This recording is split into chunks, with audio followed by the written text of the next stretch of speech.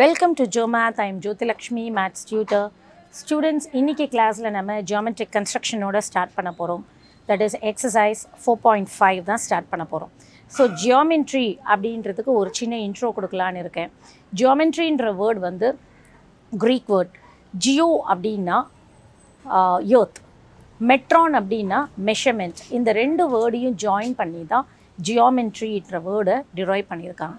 So இன்றைக்கி நம்ம ஜியோமெட்ரியில் that is centroid, ஒரு ட்ரையாங்கிளோட சென்ட்ராய்டை எப்படி கண்டுபிடிக்கிறது, அதை எப்படி மார்க் பண்ணுறது, சென்ட்ராய்டுனா என்ன, இதையெல்லாம் பார்க்க போகிறோம். Let us get into the class room.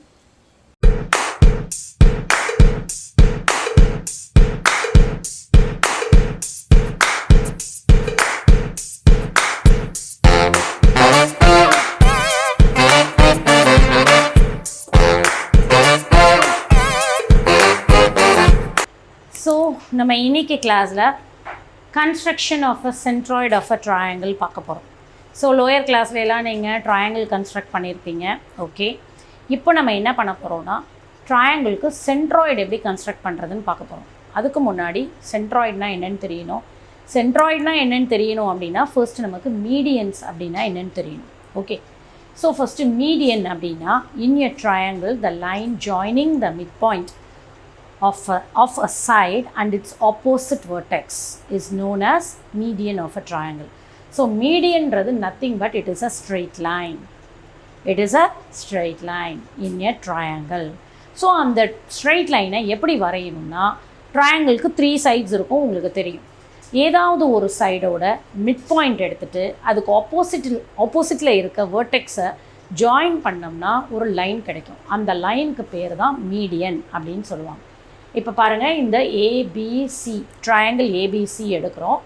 அந்த ட்ரையாங்கிளில் பிசியோட மிட் பாயிண்ட் டி, ஏசியோட மிட் பாயிண்ட் இ, ஏபியோட மிட் பாயிண்ட் எஃப் அப்படின்னு எடுத்திருக்கோம்.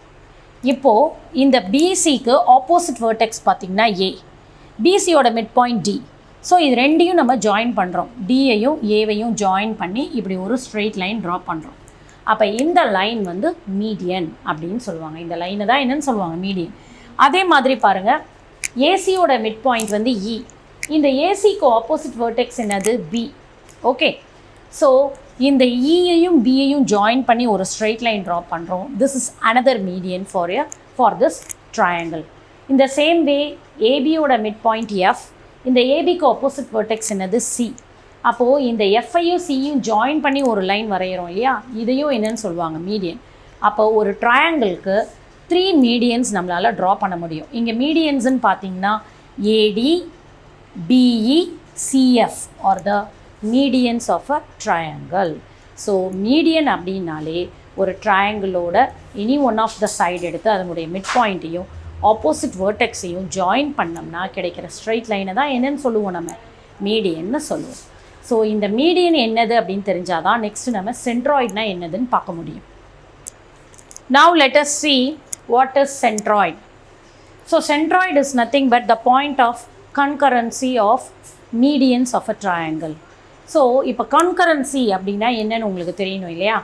ஃபர்ஸ்ட்டு 2 lines இப்படி மீட் பண்ணிச்சுன்னா, suppose this is line AB and CD. இந்த 2 லைன்ஸும் இப்படி மீட் பண்ணிச்சுன்னா ஒரு பாயிண்டில் இதை என்னன்னு சொல்லுவாங்கன்னா இன்டர்செக்டிங் லைன்ஸ்ன்னு சொல்லுவாங்க. இந்த AB and CD are intersecting lines and this point, suppose it is O, here O is said to be point of intersection. பாயிண்ட்டை தான் நான் பிடின்னு ஷார்ட்டாக எழுதுகிறேன். ஓகே, பாயிண்ட் ஆஃப் இன்டர்செக்ஷன் அப்படின்னு சொல்லுவாங்க. ஸோ ஓகே, 2 லைன்ஸ் மீட் பண்ணிச்சுன்னா அதை வந்து ஒரு பாயிண்டில் மீட் பண்ணிச்சுன்னா அதை point of intersection. 2 lines always meet at 1 point. Okay, அதே மாதிரி 2 or more லைன்ஸ் மீட் பண்ணிச்சுன்னு வச்சுக்கோங்க.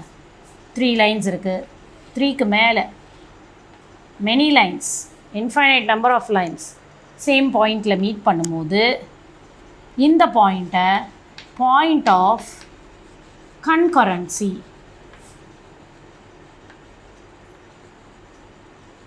பாயிண்ட் ஆஃப் கன்கரன்சி அப்படின்னு சொல்லுவாங்க.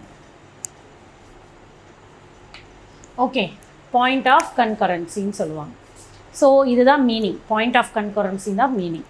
அதாவது 2 லைன்ஸ் ஒரே பாயிண்டில் மீட் பண்ணும்போது அது point of intersection and the lines are said to be intersecting lines, 3 or more lines meet together.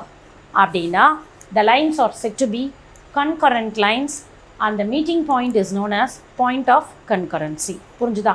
இப்போ நமக்கு இங்கே how many medians இருக்குது? 3 medians இருக்குது. AD, BE, CFனு 3 medians இருக்குது. இந்த 3 mediansம் ஒரே பாயிண்டில் இங்கே மீட் பண்ணுது இல்லையா? ஸோ அந்த பாயிண்ட்டை என்னன்னு சொல்லலாம்? இப்போது பாயிண்ட் ஆஃப் கன்கரன்சின்னு சொல்லலாம். the medians are concurrent அப்படின்னு சொல்லலாம்.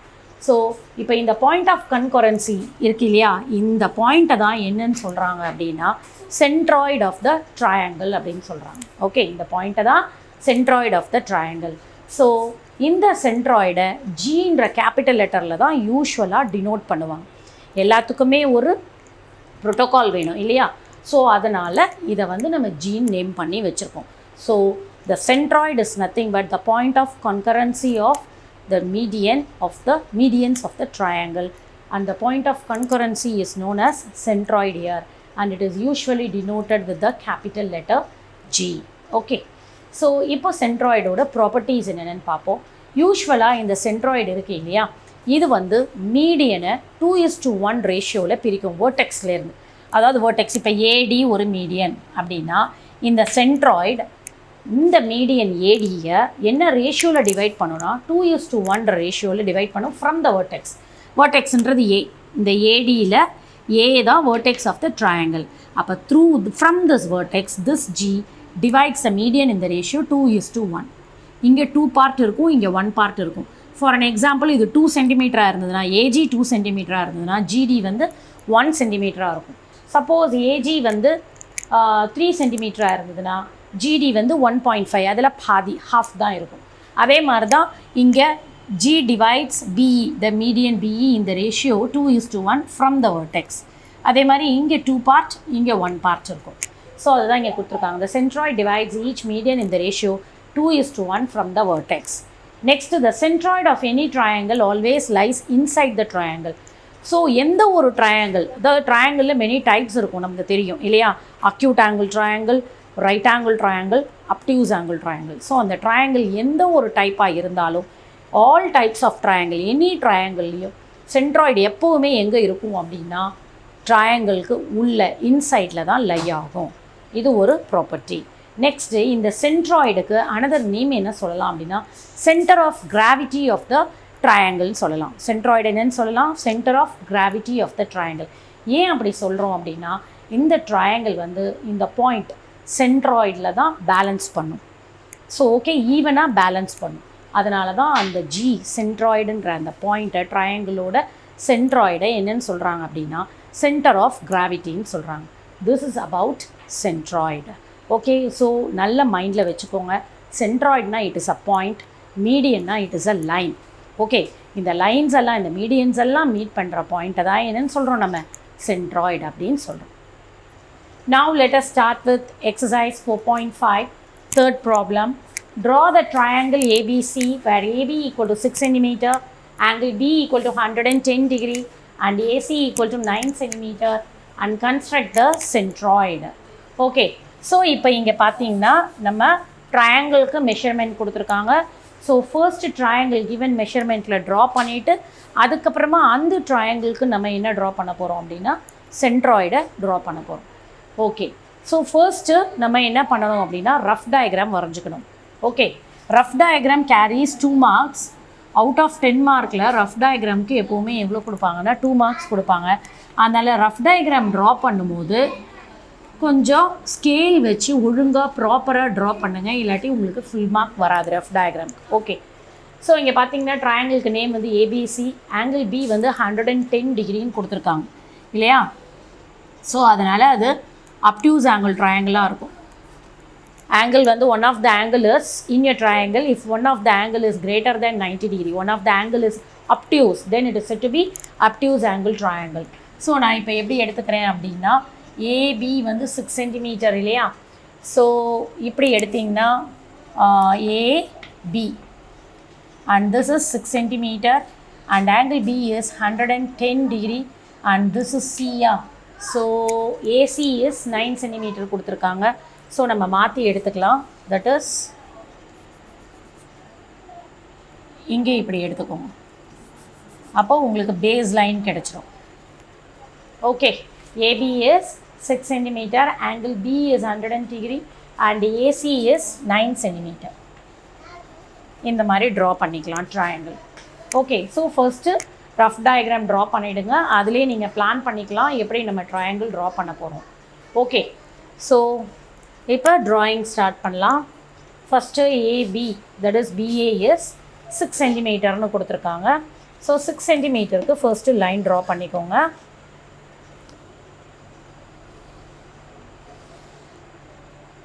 Okay, this is BA 6 cm.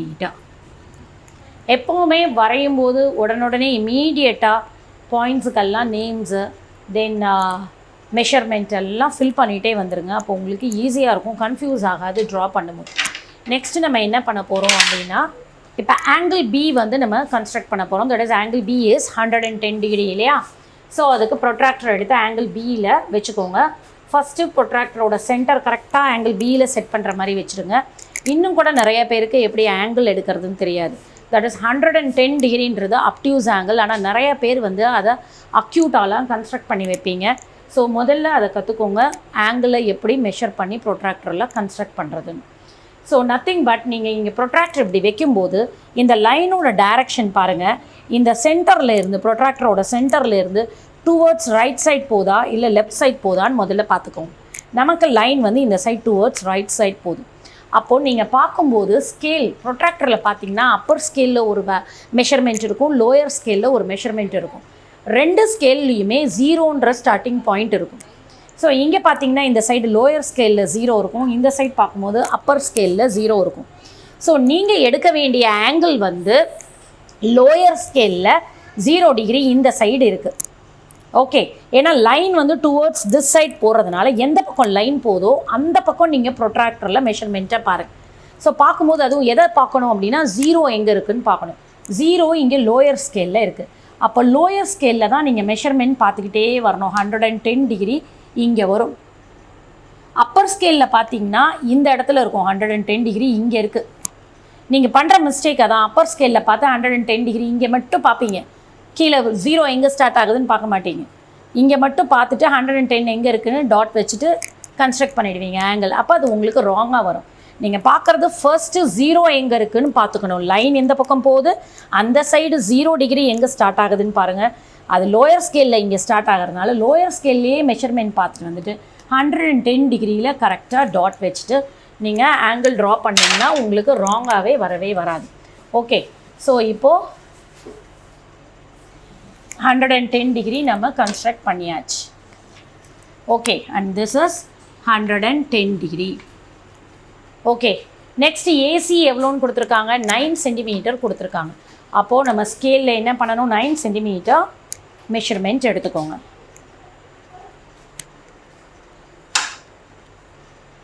Nine centimetre ACS 9 சென்டிமீட்டர்ன்றதுனால 9 சென்டிமீட்டருக்கு ரேடியஸ் எடுத்துகிட்டு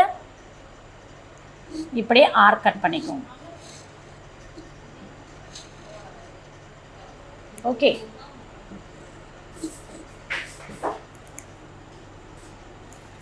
ஸோ ஏல வச்சுட்டு that is keep the compass tip at A, pencil tip on this line B. through B line வரைஞ்சிருக்கோம் இல்லையா, 110 degree line, அந்த லைனில் ஆர்க் கட் பண்ணிவிடுங்க. Cut பண்ணிவிட்டு இப்போ நம்ம இந்த பாயிண்ட்டை தான் சீன் எடுக்கிறோம். சீன் எடுத்துகிட்டு ஜாயின் ஏசி, ஏசியை ஜாயின் பண்ணிக்கோங்க.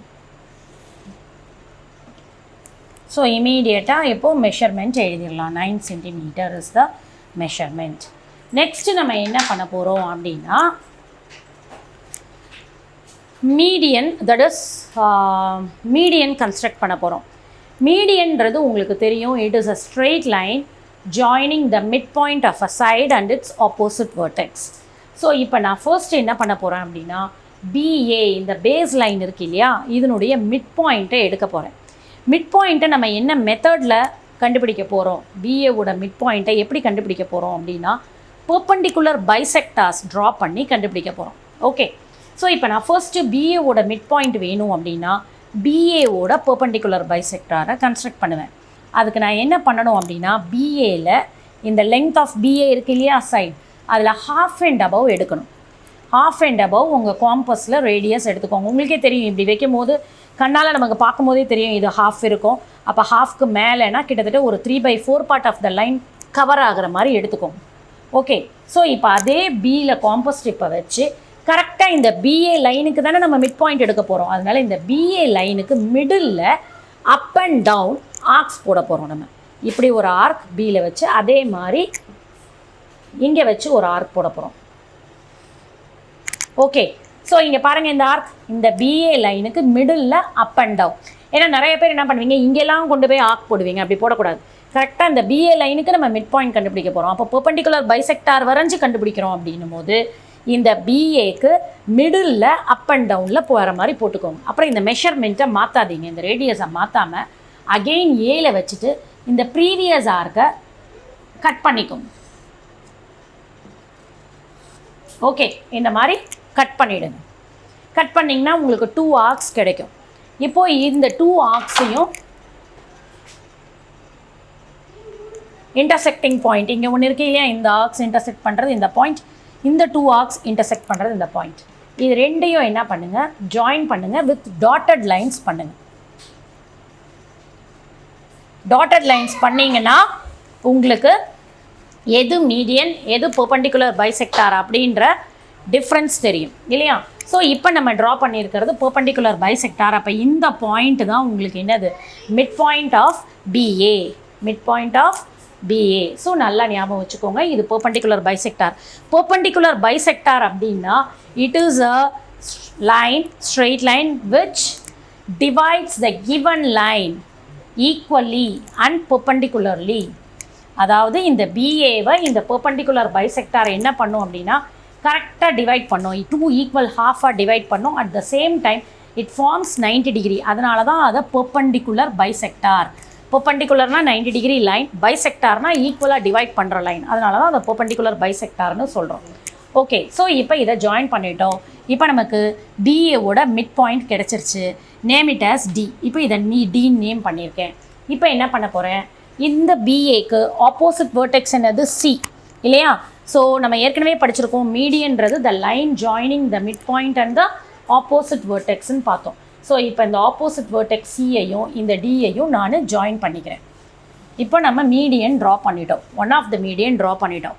ஆக்சுவலி மீடியன்றது பாயிண்ட் ஆஃப் கான்கரன்சி ஆஃப் சென்ட்ராய்டுன்றது பாயிண்ட் ஆஃப் கான்கரன்சி ஆஃப் மீடியன்ஸ்ன்னு பார்த்தோம். இப்போ நம்ம ஒரு மீடியன் ட்ரா பண்ணியிருக்கோம். நமக்கு 3 மீடியன்ஸ் தேவையில்லை, 2 மீடியன்ஸ் ட்ரா பண்ணாலே உங்களுக்கு சென்ட்ராய்டு கிடச்சிடும். இப்போ நெக்ஸ்ட்டு மீடியன் வந்து நம்ம பிஏ லைனுக்கு இந்த மீடியன் வரைஞ்சிருக்கோம் இல்லையா. இன்னும் 2 மோர் சைட்ஸ் இருக்குது. அது என்னதுன்னா BC and AC. Either for BC or AC நம்ம என்ன பண்ணலாம்னா இன்னொரு மீடியன் கன்ஸ்ட்ரக்ட் பண்ணிக்கலாம். இப்போ நான் என்ன பண்ண போகிறேன்னா ஏசியிலேருந்து பிஏ, ஏசியோட மிட் பாயிண்ட் கண்டுபிடிச்சிட்டு அங்கேருந்து பிஏ ஜாயின் பண்ணி அனதர் மீடியன் ட்ரா பண்ண போகிறேன். அதுக்கு ஃபர்ஸ்ட்டு மிட் பாயிண்ட் கண்டுபிடிக்க என்ன செய்யணும் அப்படின்னா அகெயின் ஏசியோட பெர்பெண்டிகுலர் பைசெக்டார் ட்ரா பண்ணிக்கணும். இப்போ என்ன பண்ண போகிறோம், நம்ம ஏசியில் half and above எடுக்க போகிறோம். ஹாஃப்னாலே உங்களுக்கு தெரியும், பார்க்கும் போதே இவ்வளோ வரும். half and aboveனா இவ்வளோ 3/4 பார்ட் கவர் பண்ணிக்கோங்க. அதே மாதிரி ஏசிக்கு மிட் பாயிண்ட் கண்டுபிடிக்கிறதுனால ஏசிக்கு மிடில் அப் அண்ட் டவுன். இங்கெல்லாம் எடுத்துகிட்டு போய் ஆர்க் போட்டு போடாதீங்க, கரெக்டாக மிட் பாயிண்டில் போடுங்க. ஸோ இப்போ சியில் வச்சு கரெக்டாக ஏசிக்கு மிடில் அப் அண்ட் டவுன் நான் ஆர்க்ஸ் போட போகிறேன். ஸோ அகெயின் ஏல வைங்க, ப்ரீவியஸ் ஆர்க்கை கட் பண்ணிக்கோங்க.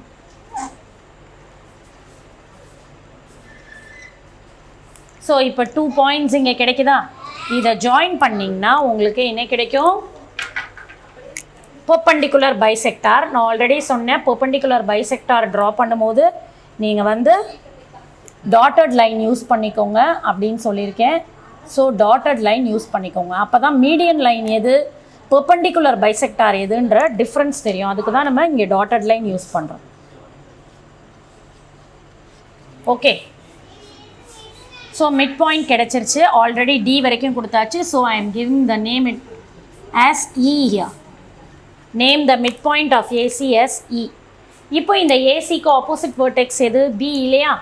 ஸோ இப்போ இயையும் பியையும் ஜாயின் பண்ணனா you will get one more median, another median கிடைச்சிடும். ஓகே, இப்போ இந்த மீடியன்ஸ் ரெண்டும் இன்டர்செக்ட் பண்ணுற பாயிண்ட் என்னது? That is nothing but centroid. இந்த பாயிண்ட் தான் என்னது உங்களுக்கு? சென்ட்ராய்டு.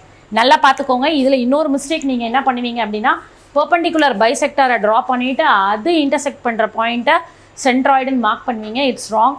ஒழுங்காக கரெக்டாக பெர்பெண்டிகுலர் பைசெக்டார் வரைகிற பர்பஸே எதுக்கு அப்படின்னா, ஒரு சைடோட மிட் பாயிண்ட்டை கண்டுபிடிக்கிறதுக்காக தான் இங்கே நம்ம பெர்பெண்டிகுலர் பைசெக்டார் வரைகிறோம். அந்த மிட் பாயிண்ட்டையும் ஆப்போசிட் வேர்டெக்ஸையும் ஜாயின் பண்ணும்போது தான் உங்களுக்கு என்ன கிடைக்கும்? மீடியன் கிடைக்கும். அதனால் கரெக்டாக ஜாயின் பண்ணிவிட்டு அந்த 2 மீடியன்ஸும் இன்டர்செக்ட் பண்ணுற பாயிண்ட்டை ஜின்னு டினோட் பண்ணுங்கள், which is nothing but centroid. So இந்த மெத்தடில் தான் நம்ம சென்ட்ராய்டை கன்ஸ்ட்ரக்ட் பண்ணுறோம். ஸோ இன்றைக்கி கிளாஸில் நம்ம சென்ட்ராய்டு எப்படி கன்ஸ்ட்ரக்ட் பண்ணுறது, அதாவது ஒரு ட்ரையாங்கிளுக்கு சென்ட்ராய்டு எப்படி கன்ஸ்ட்ரக்ட் பண்ணுறதுன்றதை பார்த்தோம். நெக்ஸ்ட் கிளாஸில் நெக்ஸ்ட் டாப்பிக்கோட ஸ்டார்ட் பண்ணலாம்.